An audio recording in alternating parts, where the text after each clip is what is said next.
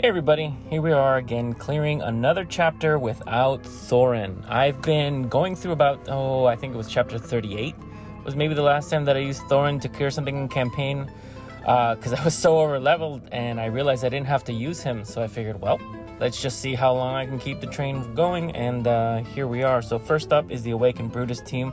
I like using Joan of Arc with Brutus because of his ability where he gains benefits when he's being shielded, and Joan does a good job of keeping him shielded. The Talus main pet likes to buy some time with the CC and the blind that he has. Even at level 9, it's really powerful. If you guys haven't picked it up, I recommend it. Let's see, the next team was the Awakened Thane. Now this one I put the winged pet in the front just to give him some additional damage in the front row. This used to be the Lucretia team, but honestly, she just does so much more of a good job of clearing enemies by himself without getting timed out. And the fact that he can limit the healing just makes him a much better alternative to Lucretia. Up next, Classic Charm Comp. Nothing exciting here, nothing new there. The Polar Pet always does a good job of doing some damage and building some extra CC to cover the gaps in between. So nothing particularly exciting happened here. Just, most of the trick with Charm is just finding which is the best enemy in the 5 rounds that you want to actually use the Charm comp against. And it was just more a case of the fact that some of the other teams had a lot of shielding and heroes that would be difficult to control. And so we used Charm on the 3rd round. On the 4th one, we had the Alna and the Graveborns with the Owl pet.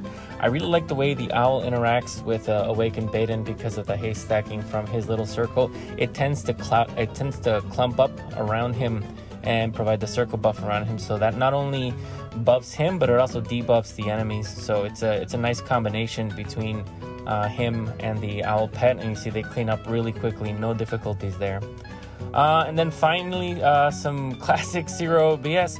I use this team. I love this team. As long as I've been able to find variations of this comp, I've used them because they keep me from using Thoran, and I don't want to use Thoran, so I use this one instead.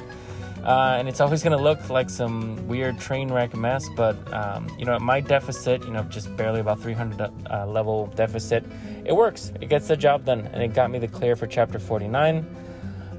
People at my level generally are 2 or 3 chapters higher than that, so it's really just a lazy clear. I really don't like campaign. It's not particularly fun. It's not the best thing in the world for me to focus on, so I'll just do it whenever my friends are pushing me because they've already cleared into the next chapter.